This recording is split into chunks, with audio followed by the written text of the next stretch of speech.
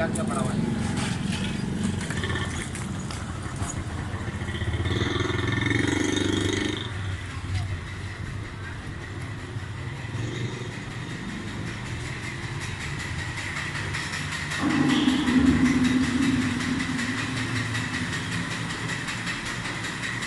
इसको अगर हम बंद कर दें अभी मैं सुना कोई नहीं कचरा ना गिरे सफाई के बाद एक ही सुराख खुला हुआ है।